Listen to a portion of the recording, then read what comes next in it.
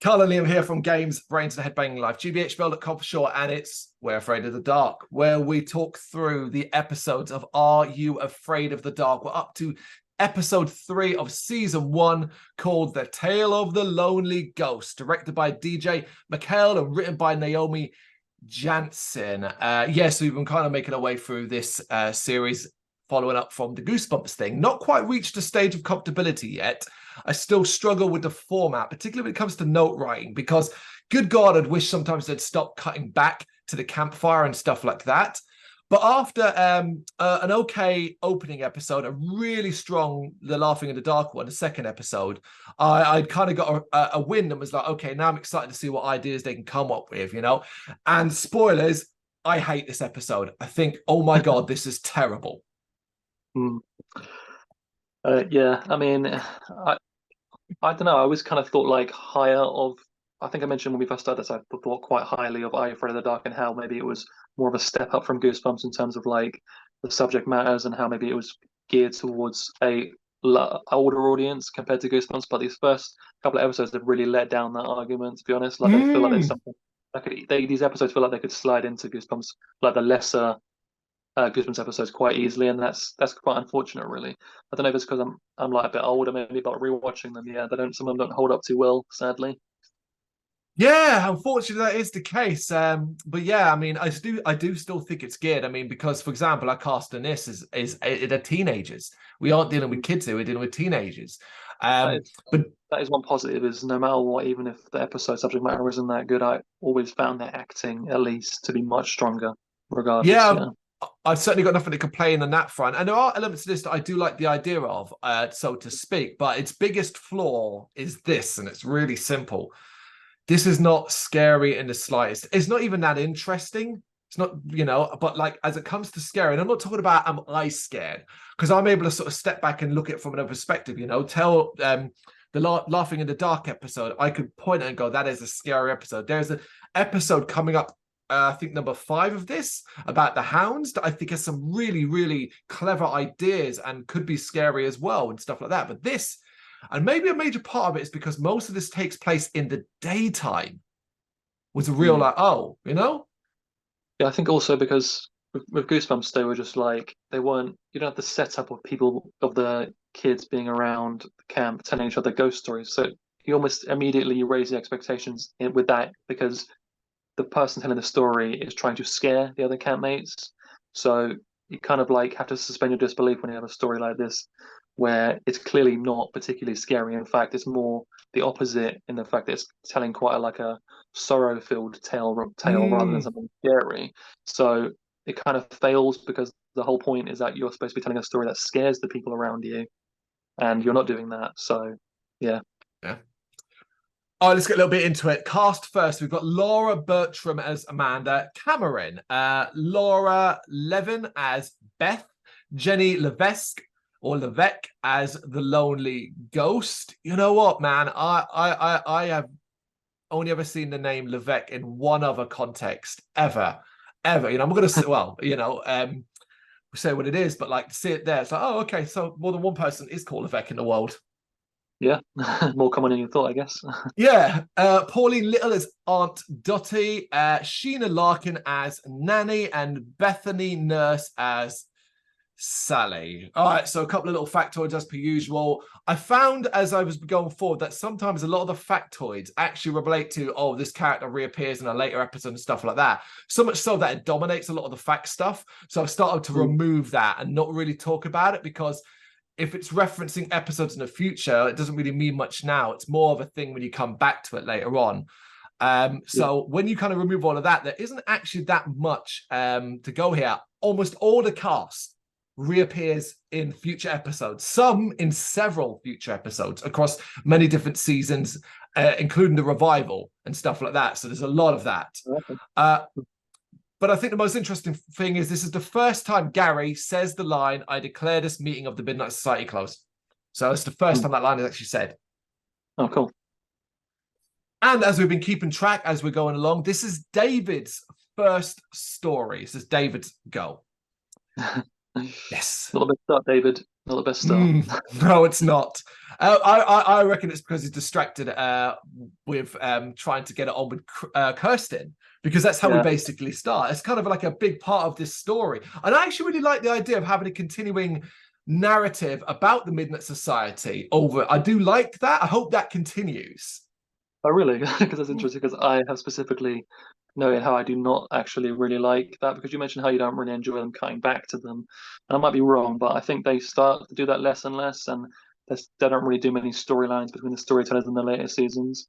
You know, I like Okay. it when maybe they do something that ties into the story they're telling themselves. But to me, it often feels a bit forced and unnecessary, and it detracts from the tale itself.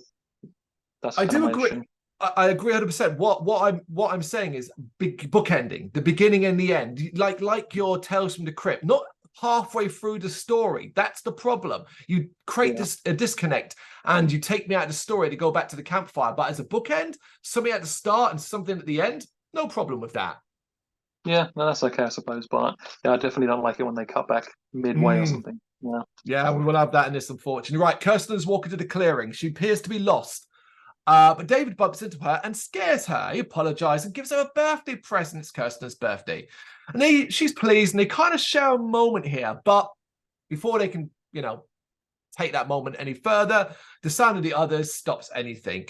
And they arrive at the clearing, and everyone is waiting for them. We see Eric, he's tossing popcorn and catching his mouth. And then Frank pours water down his throat, which was just lovely. Just a lovely thing to do. Eric's angry about that. They almost get into a fight, but Gary breaks it up. David and Kirsten arrive, apologizing for being late. And David sits down in a chair, ready to tell a story, with Betty Ann handing the pouch to him.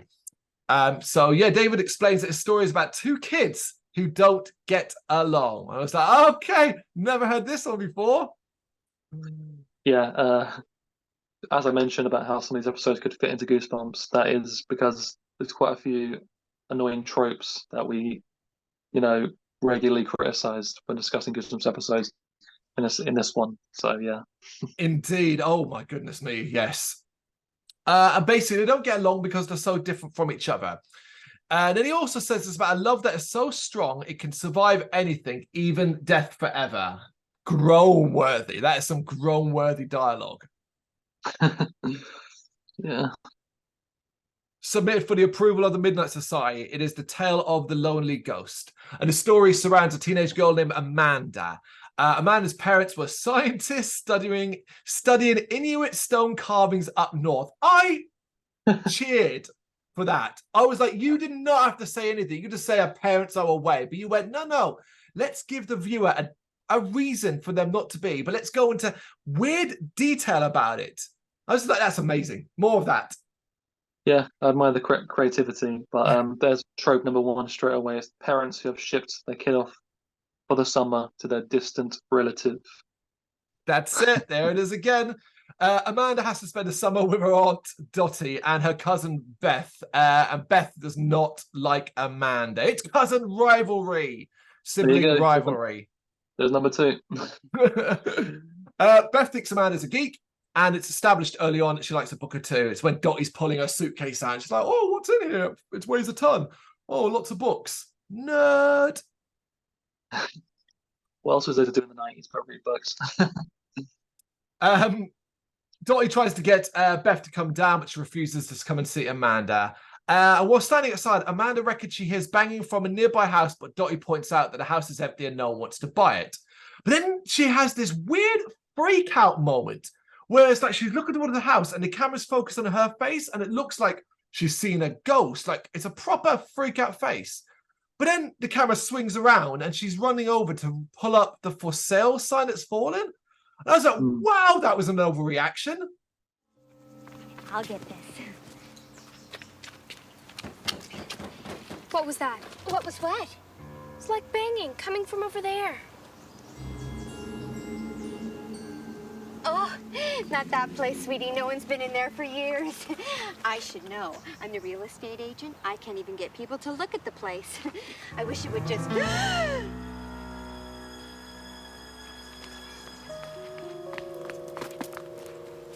Sometimes I think this house just doesn't want to be sold. No, I agree. But again, that's another trope where you have a nearby building that the new kid is sworn to stay away from. And but at least in this instance, because I was getting the idea of I was getting one of the situations where the person that's telling them to not go in there, they're aware of there being something weird there. And it's like, if you are, then why the hell did you have your like niece or whatever come to stay kind of thing? But thankfully it isn't really that, so that's okay. No, you are right. You are right. She brings Amanda inside, and we see that, and we then cut to Beth complaining to her friend on the phone about Amanda. Apparently, Amanda and Beth are to share a room. That made me laugh my head off because we see this house from the outside, and this house is at least a 3 or 4 bedroom. It is the gigantic American house. You're telling me you don't have a spare room? Both these teenage girls have to share a room. Absurd, man. Well, she got in his other rooms, man. She doesn't want to give up that office space and that the gym and everything. Share a room. Yeah, very good. Beth is rude, cold, and unwelcoming and tells Amanda that she has no interest in hanging around with her all summer. I do like Beth's forthrightness about this. It's kind of not like she's not trying to be nice about it. She's straight up, I don't like you. I don't want to hang out with you. I don't want you hanging out with my friends. Because Amanda suggests, look, well, maybe I can hang out with you and your friends. Amanda's trying here, but, you know, she's not getting anywhere. She gets called a Zeeb. That baffled me. So I actually went looking to try and understand for a wiki about this episode. So basically, it's kind of an "Are you afraid of the dark?" in-joke that will become more prevalent as the show goes on. And it's a nickname that they will use. It basically similar thing to dork, nerd, and all that, except Zeeb meaning Zebo. That's what it's referencing. Interesting. Yeah. Yeah. I was wondering if they were going to try and start like a new trend for like a word there, but didn't really catch on that one. No, like I said, it baffled me because I'm like, did she say dweeb? Why did it sound like a Z? And there you go. There you go. Beth set some rules if Amanda wants to hang out with her and her friends, and basically one of these are the rules: don't make it look like you aren't, like you're not even here. And every morning you got to clean up the room, and you can never touch her stuff. Also, Amanda must not tell grass on Beth to her aunt Dottie or Nanny. Now this baffled me, the character of Nanny, because I was kind of like, when they're introduced, I was like, okay, she's got a nanny, but they keep referring to her as Nanny, not the nanny, not a nanny, just Nanny. So I couldn't work out for ages whether or not it was like a whole, that here's a living nanny, or if it's her actual grandmother. Did you make sense of that? I just thought she was like the housekeeper type person, because I never really heard of like a people like American or Canadian people referring to someone as a nanny. That's what I think of more of like a British term. So that's just why I assumed anyway. I assumed it as well, but the fact she kept calling Nanny, don't tell Nanny. You'd say, like, don't tell the nanny. It completely threw me off. It really, really did. But also, like, her mum apparently is in real estate, but can afford a live-in nanny for a teenage girl. Also, considering like the context of everything that happens, and you find out later down the line, it's kind of odd to have her come and work in the house next door to what happened. Oh, yeah. Yes, we'll get to some of those flaws later on. So Amanda's happy to do all of this. However, Beth now reveals there's also an initiation. Amanda must spend a night in the abandoned house next door alone, and Beth claims it's haunted. I was kind of like, good God, man, that's so lazy. We've done this before. We've done this in Goosebumps, this idea. No problem with that. But we've already seen this house from the outside. It looked like your bog standard house. Look at the audience this is aimed at least try and make it look a bit run down and creepy. It was just an empty house they used to film in, and it looks like one. The initiation. Initiation? Oh, yeah. Anyone who hangs with us has to spend a night alone in the place next door. It's haunted.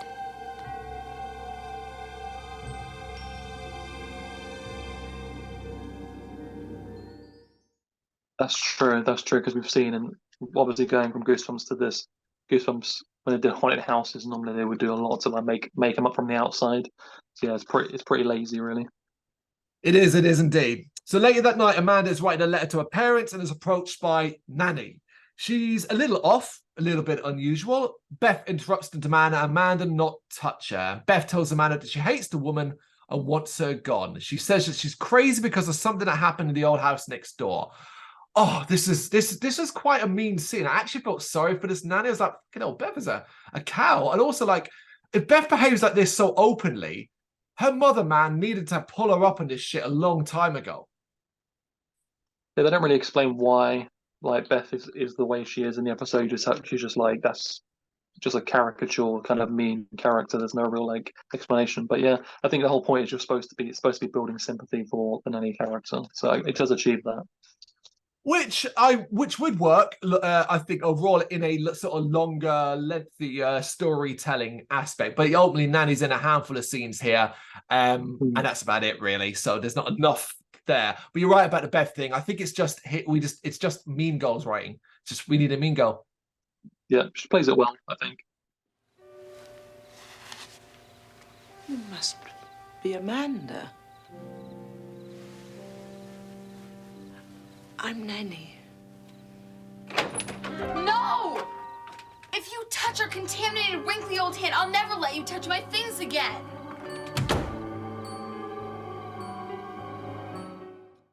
So yeah, the conversation turns to the house. Beth tells her that she can't come to an upcoming pool party unless she does the initiation.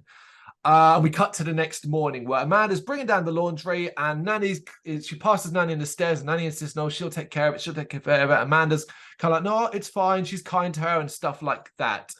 And during this scene, we then see both of them in the stairs overhearing Beth loudly complain to her mother that she's too old for a nanny, which she is, doesn't like her anymore and wants her gone. And I was like, anymore? So this woman's been around a long time, like childhood then. Yeah, yeah. And we hear her mother saying that she's got nowhere else to go. And I was like, okay, all right, that at least fills in some of the blanks. Yeah, I suppose so.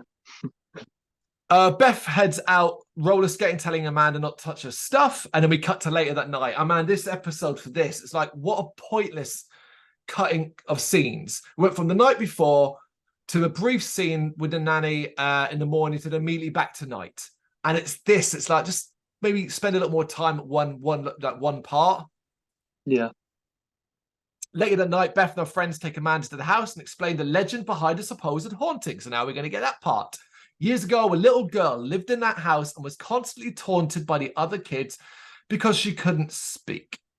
One day, her mother found out that her overseas husband was sick. The mother then sent her daughter to her grandmother's house while she went away to help him. But while the girl was walking to her grandmother's house, she was approached by a load of mean kids. They chased her back home and locked her inside her bedroom. Stuck in the bedroom, unable to contact anyone, the mother presuming she'd gone to her grandmother's, the girl died of starvation and is now said to haunt the place as a ghost. Now, stop the fucking train on this insane story. First off, love it. That is dark, twisted, nasty. Just horrible. But there are so many questions I have about this. It ties into one of our biggest tropes, which is terrible parenting. Now, I'm going to have to jump ahead here and do a spoiler, but this story is true. In fact, the mother, the bad mother who sent her child off without checking she ever got there safely or bringing her there safely before then going to care for her ill husband, is Nanny. And like, I have a lot less sympathy when I'm like, oh my God, that was awful. You're like, hey, go to your grandmother's. I'm going to go look after my husband because he's sick. Wow. Didn't at any point as well, because starvation doesn't happen over a day. You are, a week to two. I mean, yeah. So you never once checked in on your child. You never checked and rang your grandmother. It's insane. Yeah, when you say it like that. Now, I could go with this, these girls are retelling the story, so there could be some embellishment, but ultimately I have to presume that, and I don't like to presume it. I just want to do what they tell me. But I do love the fact that it's like, oh, she died of starvation. Cool. Yeah. Yeah, that's the sort of thing that, like I said, makes you realize the show is for a slightly older audience. But it's also interesting that the way the story is told, like it's trying to tie into what's going on with the other two siblings and their arguments and things like that. Maybe some kind of like similarities there, maybe it's going to go like a similar direction or something, because obviously she'd been sent there by her mother, blah blah blah. I always kind of like wonder where that was going to go, because it never really amounts to anything, the similarities particularly. I know they do eventually lock her in there, spoiler, but yeah. Were you before we rewatched this for this? Was this one that was quite familiar for you? It was, yeah, because I've watched through the show a couple of times, so I do remember this episode. I remember the twist and where it goes, and I remember the image we see of the ghost. It's quite a memorable image. So yeah. Okay, I don't remember if I've ever seen this one before. I must have, considering it's episode 3, but it's certainly nothing was familiar. Yeah, that's fair. Okay, so Amanda must spend the entire night in the little girl's bedroom, and they tell her that they'll know if she's still there by shining a flashlight out the window all night long. Huh? What? Amanda takes up the challenge. She doesn't really want to do it, but she also doesn't want to spend summer alone. So she heads off to enter the house, and as she's going towards the house, Beth and her friends laugh over the fact that Amanda believed this initiation was real and that they got her to do it, and then they leave. And immediately I was like, wait a second, what happened to the flashlight through the window? Like, even if I saw them setting up a contraption, that meant it looked like they were still there, but they just immediately leave. Okay. Yep. And we don't really hang about after this point. Running out of time, really. So Amanda enters the house and finds the girl's bedroom. It is, like I said, not particularly scary. It's just an empty house. It's very well lit. So far, the majority of the episodes taking place during the day, and we're going to go straight back to the day soon to make it even less scary. But strange things do occur. But she puts down a Beth and the others. Rightfully, Amanda's like, oh, it's Beth and the others just trying to scare me. It's like, well, yeah, that is exactly what I would think. She hears scratching noises and turns around to find "Help Me" written backwards on the wall. Seeing it in the mirror, a ghost of the little girl appears in the mirror. I didn't mind the makeup. I think they did the best job they could to try and make her look gaunt, like she may have died of starvation, and that's what she looked like. You can only go do that so far. You know, normally she's a thin young girl, but they've kind of tried to pale out her cheeks and stuff like that. Yeah, I think they did a nice job of making her look ghostly and that sort of idea. And like I said, I always found the image of her in the mirror quite memorable, so must have achieved something in that regard. There it is then, yeah, if you remember it. Amanda sees her, screams, and runs back to her aunt's house, going and hiding in a room as we see Nanny watches her come in. So, okay, right. It didn't really go where I expected. I didn't realize it'd immediately end like that. I was like, oh, okay, all right, we'll see where it goes. Okay. Yeah.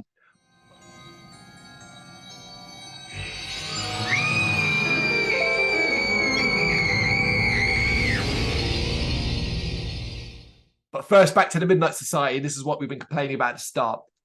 They start talking about the story, basically, saying it's too creepy of a story. I was like, bullshit! Bullshit! That's, like I said, where the sort of flaw with the whole concept comes into play, because it's like, you are a viewer, if you're not scared, then them saying they're scared doesn't make it scarier. It just kind of makes it less scary.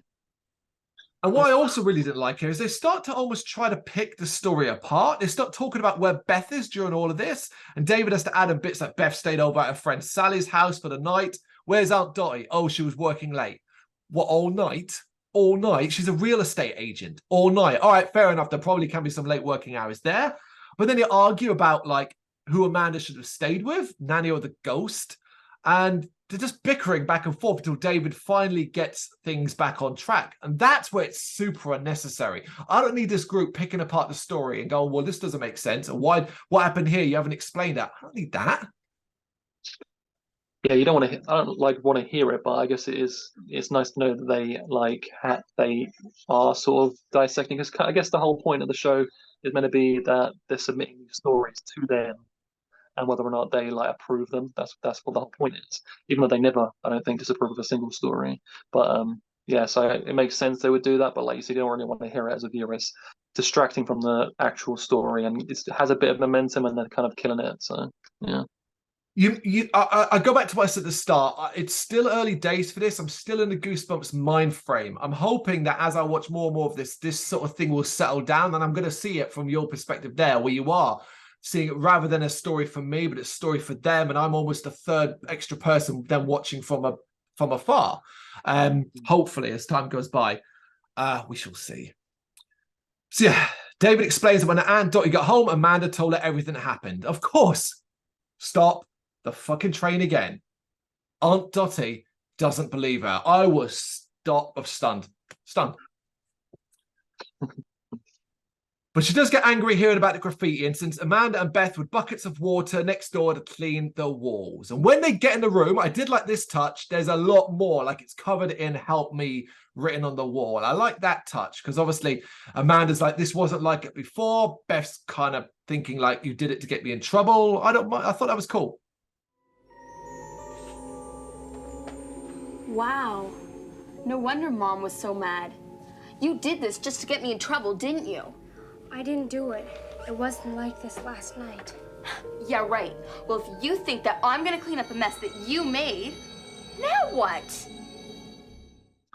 Yeah, I mean, it adds to the darkness of the whole story that's being told. I mean, this girl was trapped legitimately in this room, died of starvation.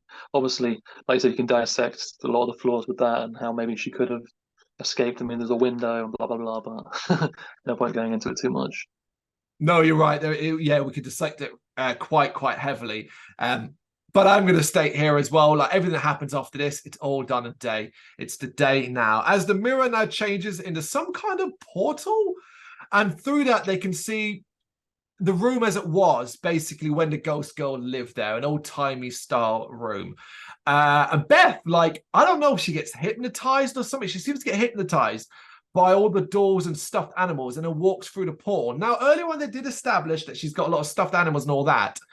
But I'm not going to buy that just because she's got a lot of stuffed animals and likes having stuff like that she's going to walk through a mirror portal to go and look at the ones in a completely different dimension. So I have to go on the fact that she got hypnotized by it somehow, because otherwise that's just insane. Maybe that's just how strong her obsession is, man. Maybe it's something that you really enjoy or love. If you saw it in a mirror portal, maybe you go through the mirror portal to get it. You never know. The ghost of the little girl, though, walks out in her place, and Amanda is scared. However, the ghost girl is clearly no threat, and she hands her a locket. And inside it, when Amanda opens up, there's like an old black and white picture of Nanny. Amanda realizes, as we all do now, that Nanny is basically the ghost's mother, confirmed by the actions of the ghost, as she writes "help me" on the wall here.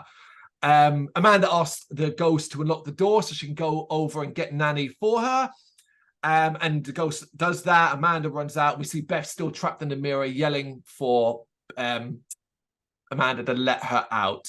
This is all perfectly fine. You know what? Actually, it was a nice touch that when I was like, because obviously she's kind of pointing and not sign language, but she's pointing and trying to sort of confirm certain things with her fingers and her facial expressions to Ghost Girl.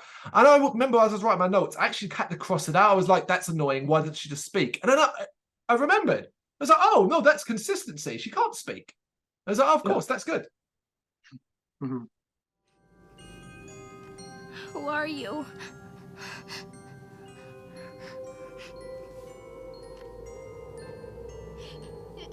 It's Nanny.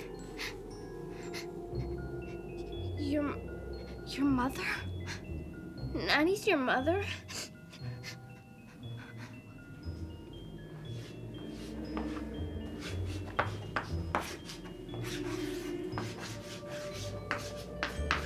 Help me? Help you? Amanda runs back to the house to find that Nanny is about to leave for a nursing home. Yes, so she's I don't know why. I guess, you know, she either arranged it herself or Beth's mum was like, right, you know what? We're done with you. Done with Jack. Get out of here. I mean, she let her live and serve in her house for like a decade or more, you know. But what does she want? Amanda begs her to come to the house, but Nanny's dead against it, saying she can't go back there because it will bring back too many sad memories. And you know what, man? Like, I'll buy anything most of the times, but like, you won't go into the house, but you've been happy enough to basically live next door to it for like the last decade or so. She's been like out there mowing the lawn like while it's right there. I don't know, man. Yeah, it's a bit much to accept, but fine. We're almost at the end.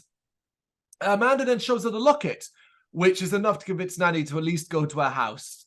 Inside, she kind of freaks out. She doesn't want to go up the stairs, but they end up getting to the bedroom, and the ghost is waiting, and basically they reunite. Now, I thought we were going to get, and I guess this is where maybe Are You Afraid of the Dark might fall down compared to Goosebumps, because of the way they shoot this, where the ghost is walking towards Nanny, smiling with her open arms. A momentary, I was like, oh shit, this isn't going to be what it is.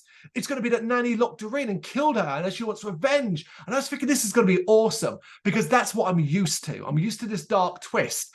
But then it's Are You Afraid of the Dark? And I don't actually think that's the point.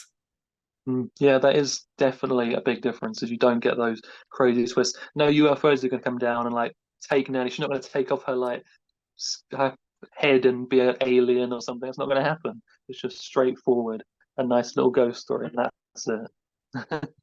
Yeah, they reunite. They're both stacked to see each other. Quite tearful, but a nice reunion. The ghost is asking her mother to go through with her through the mirror. And of course, Nanny is more than happy to agree. And they enter the mirror together as Amanda watches on. We see them in their original time period that they lived in, I guess, as ghosts together now in that time.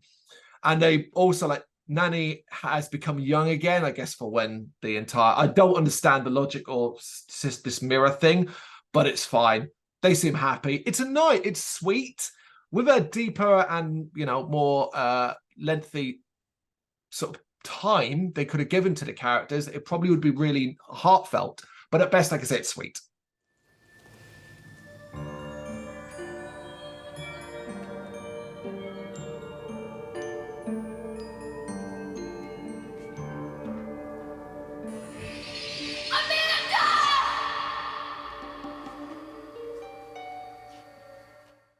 Yeah, I thought it was a really nicely done in terms of like the emotional side of things. But like you said, maybe Nanny could have been in it more. It could have definitely developed the whole thing with her daughter better. Maybe they could have had a scene where she talked about her daughter or something. She's not really in it like much. She's kind of a background character. I think the whole point of that was maybe that's the twist, the fact that she's the mother and whatnot. But yeah, it is what it is. It is what it is. The portal closes and it converts back into a wardrobe mirror. And we see that Beth is stuck inside of it as she's banging on the door and begs Amanda to let her out. Randomly, completely randomly, Beth's friends now arrive. And Amanda becomes like, I don't know, like the leader of everything suddenly, forcing Beth to agree to basically, don't be mean, don't be bossy.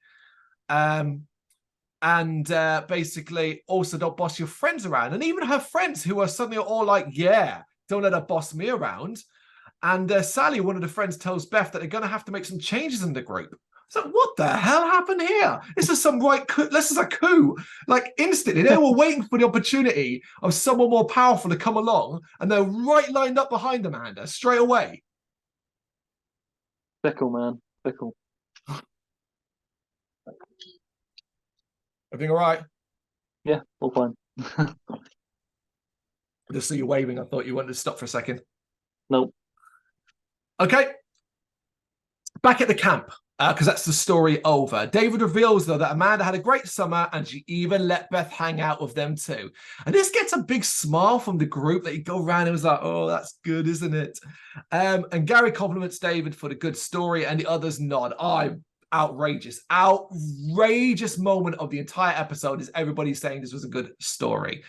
It gets the approval of the Midnight Society. It does not get my fucking approval. You didn't enjoy it? No, I just didn't. I just didn't. I thought it was really boring and uneventful and totally lacking in anything that was really creepy or good vibes and well shot. You know, I don't like it.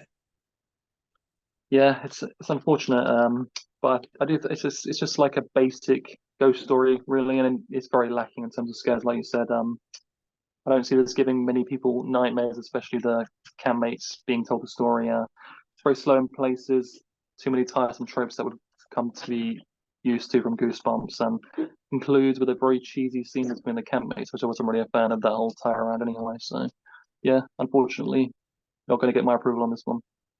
Yeah, it is disapproval all around. We should say there is a final scene at the campsite. bit between Frank and Eric. The meeting gets closed and Kirsten opens a present from David and it reveals that it's the same necklace from the story. Yeah, I guess he used it as inspiration. Whatever that means. Yeah, whatever that means. But yeah, at least that was hopeful. I was like, oh, I hope I get to see the developing relationship of David and Kirsten over the next couple of seasons.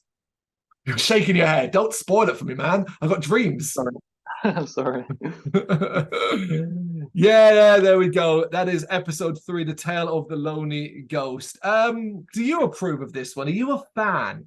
Do you disagree with a lot of my dislikes? Do you agree with what Liam said in the positive, and so on and so forth? You know what to do. Let us know in the comments. Thank you very much for watching. If you liked what you saw, please help us out by giving us a thumbs up and hitting that subscribe button.